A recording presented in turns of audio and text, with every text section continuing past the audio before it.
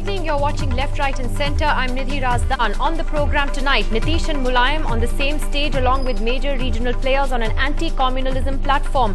But is this the start of an anti-Modi front and yet another attempt to cobble together a third front? Also on the show, our special guest this evening, former External Affairs Minister Jaswant Singh on his new book, India at Risk. From Kandahar to Pakistan to India's handling of China, Mr. Singh joins us to reveal what's really happened as India faced grave security challenges. That's a little later in the show, but first, the capital is buzzing today with talk of new political alignments after 14 political parties, including major regional players, came together for a left-sponsored anti-communalism convention. Significantly, it was minus the Congress, leading to speculation that attempts to form a third front are underway yet again. But strong statements on Narendra Modi from various leaders has also led to talk that an anti-Modi front is also taking shape. Nitish Kumar, who's been scathing in his criticism of Mr. Modi in the last 2 days, today linked communalism and terrorism, saying they act as food and water for each other. एकजुटता जरूरी है सांप्रदायिकता के खिलाफ, फांसीवादी मनोवृत्ति के खिलाफ, आतंकवाद के खिलाफ। हम तो देखते हैं कि जो सांप्रदायिकता है और आतंकवाद है, दोनों एक दूसरे के लिए खाद पानी की तरह काम करते हैं। पूरी साजिश थी उत्तर प्रदेश के अंदर दंगा फसाद कराने की, इस सांप्रदायिक शक्तियों की। श्री नरेंद्र मोदी ने कहा है कि मैं एक हिंदू राष्ट्रवादी हूं। हमारा कहना है कि हमारे देश में एक ही राष्ट्रवादी हो सकते हैं, वो है सेक्युलर राष्ट्रवादी। Is this the genesis of a new anti-Modi front? Nitish Kumar rubbing shoulders with Mulayam Singh Yadav at a left convention against communalism in Delhi, bonded by their opposition to Modi. Jayalalitha, seen as a potential ally of NDA, stayed away, but had her speech read out. It said, the state is often seen to be acceding to the pressure of both minority demands at one time and to majority demands at another, which has fueled the activities of various groups. Secularism does not mean appeasing one section of society while suppressing the other. This assumes significance considering that despite her effusive meeting in Ahmedabad with Modi, recently when he went to Chennai, she did not meet him. The surprise guest at the convention, the Nationalist Congress Party, UPA's biggest ally. The glue of secularism may have brought together 14 political parties, but the left convention was watched closely for the political signals. Well, I am not looking at any third front option. भाई आज की तारीख में तो कोई नया मोर्चा उभर नहीं रहा है, एक है तो दूसरा गायब होगा। Bihar Chief Minister Nitish Kumar admitted that when one party comes into the third front, the other goes out. This perhaps reflects the reality and history of the third front. But for sure, in the run-up to 2014 elections, political pundits will watch this space closely. With camera person Stephen, Sandeep Phukan, NDTV. So is this the rise of a new anti-Modi front? Is this another attempt to cobble together a third front? Interesting what's happening in the capital today. Joining us on the program tonight is Randeep Surjewala, spokesperson of the Congress Party and Minister in the Haryana government. Spokesperson of the BJP, Siddharth Singh, joins us as well from the capital tonight. We have Devesh Thakur, spokesperson of the JDU, joining us this evening from Patna. Mr. Kamal Farooqi, senior leader of the Samajwadi Party. And our commentator tonight is Mr. Bharat Bhushan. Mr. Devesh Thakur, is that what is happening here? This anti-communalism convention that we saw today also saw some very, very strong words by your leader Nitish Kumar as well as other leaders on this issue of communalism. Some took Mr. Modi's name, others didn't, but they were clearly alluding to him. Is this the formation of a new anti-Modi front in a sense in which Mr. Nitish Kumar is emerging as a central leader?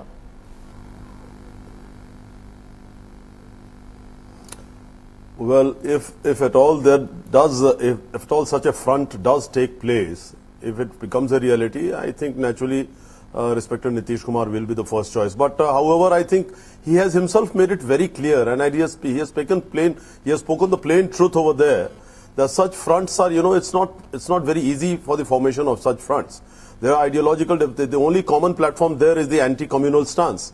But otherwise, there's an ideological difference, there's a historical, political, geographical differences.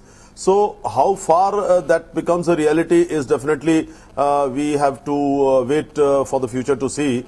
But yes, it is good to see a large number of parties coming together on the anti-communal platform, definitely. Okay, well, at least you're honest enough to admit that it's not easy to cobble together these kind of fronts, and we will talk about that. But Mr. Farooqi, is there something different about this election? Because one of the things that analysts are speculating about, and the Congress would certainly wish for, is to see secular parties, as it were, come together because of Mr. Narendra Modi. Is this the beginning of that? Yeah, I think it's the beginning of it, because the people are feeling it's a great danger. The way the whole thing is going on, Mr. Modi, his track record, and more than track record, the way he's talking, the way he's making certain speeches, the way he's changing his statement day in day out, and the way he has been talking about the Hindutva kind of things, and what he has said earlier about the nationalism, Hindu nationalism and Muslim nationalism, all those kind of things. It's a very serious thing, in fact, because the integrity of the country is going to be affected. And all those people who are basically for the secularism in the country, they are worried about it. And if all these people are coming together to have the fight against the communism, I think it's a very healthy side. So why wasn't the Congress there? Because that leads to the speculation that it's actually a third front that's being attempted, and not so much an anti-communalism front. Nobody is talking about the third front, right? Even our Netaji has very categorically said that the after third the front, election, it will be after the election, the situation. But right now, our first goal is, our priority is that communal forces should be defeated. That is what actually is the aim. So Randeep Surjewala, why wouldn't the Congress then be there? If it is an anti-communalism platform, the Congress then is conspicuous by its absence today. What do you think was really going on? See, Nidhi, you have to look at the larger idea, and the larger idea is that there is a divisive debate that's going on in this country, per se mooted by Shri Narendra Modi and the RSS and the BJP. When you see that there are parties which are inherently secular, they may have a difference of opinion with the Indian National Congress, but are inherently secular and committed to the idea of India. Some of them have come together on a platform. What is wrong with that? It is only to protect and preserve, as Mr. Farooqi is rightly saying, the ethos of India, and on that there is commonality of ideology between Congress and them. Sometimes we can work together, sometimes we can be together in a meeting. I am sure there are many other political parties who feel the same way, who were not present in this meeting, but that doesn't mean they are less secular. No, but the point is that doesn't this seem to be a more of an anti-Congress, anti-BJP third front emerging than anything else? And then therefore, how does the Congress look at that? Would you be dismissive of that? Is this more to do with possible post-poll alliances than anything else? I won't look at like this. I think Mr. Farooqi has amply answered your question by saying that the Samajwadi Party chief, Mr. Mulayam Singh Yadav, has already said that this is not a third front. This is an anti-communalism conclave. And that is what we heard the NCP spokesperson, Mr. Praful Patel, say just now.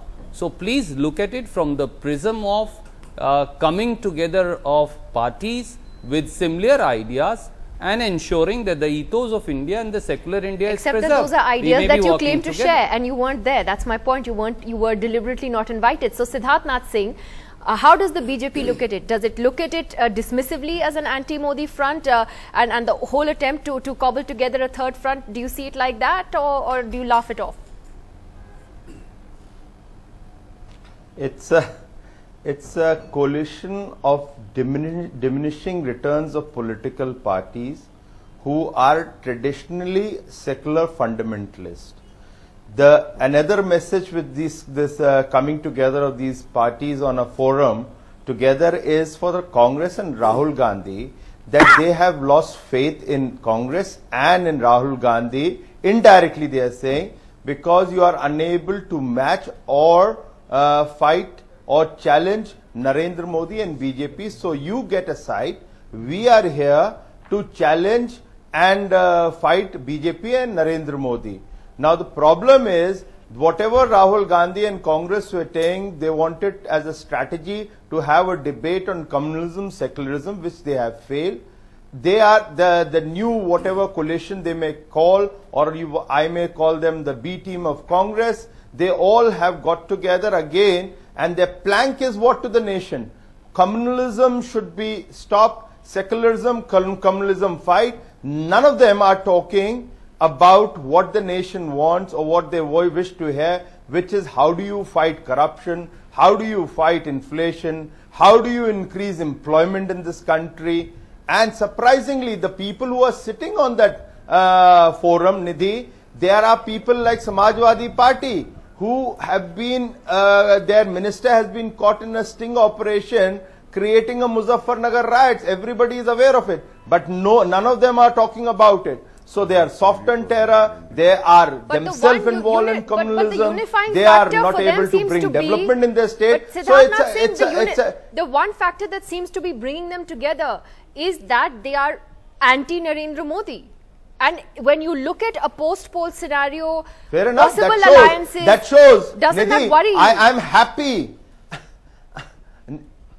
No, certainly not. Nidhi, I'm happy. It shows the strength and the popularity of Narendra Modi and BJP, which is scared already. Congress, they are out of the scene. Now it is the 17 parties to get together. Few of them will leave anyway, but they have all come together because they want to challenge one man whose popularity is unmatched now in India. That is Narendra Modi. So I am very happy. Let them. It's a targeted Narendra Modi. Okay, I'm going to get them to respond to that. That is the fight which we wanted. Okay, I'll ask the parties to respond to that, but let me get Mr. Bhushan's analysis of this. How do you look at it? And, you know, Siddharth Singh made a good point that some of these parties eventually may not stick to this so-called anti-Modi front or whatever it may be.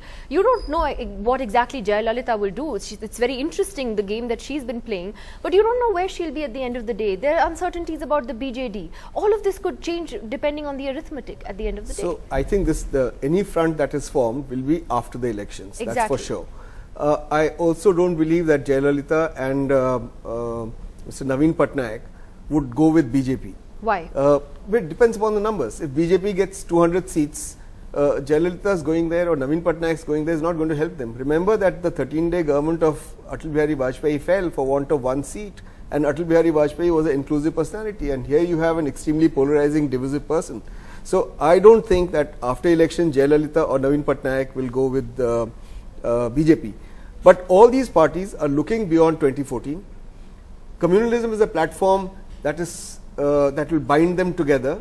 That is anti-communalism, their opposition to Modi. It's an anti-BJP, anti-Congress platform that is being set up, and it is being set up by the left because the left is under no compulsion to support the Congress. They have already burnt their fingers to the Congress in 2008. And they will certainly not support the BJP. So it's an attempt to get like-minded parties, tell them about what's happening in the country, and what's happening in the country is dangerous. Mr. Modi is a polarizing factor, but it's not only an anti-Modi platform. If Mr. Modi was not there, this platform still would be there. It's an anti-BJP platform also. So you think the BJP should worry about this development? I think they should worry, and because the calculation of these parties is that neither the BJP nor the Congress may be in a position to form the government after the 2014 elections, and they're preparing for that. Today it's a platform, anti-communalism platform, but their eyes are in the post-poll scenario. They're looking at the post-poll scenario.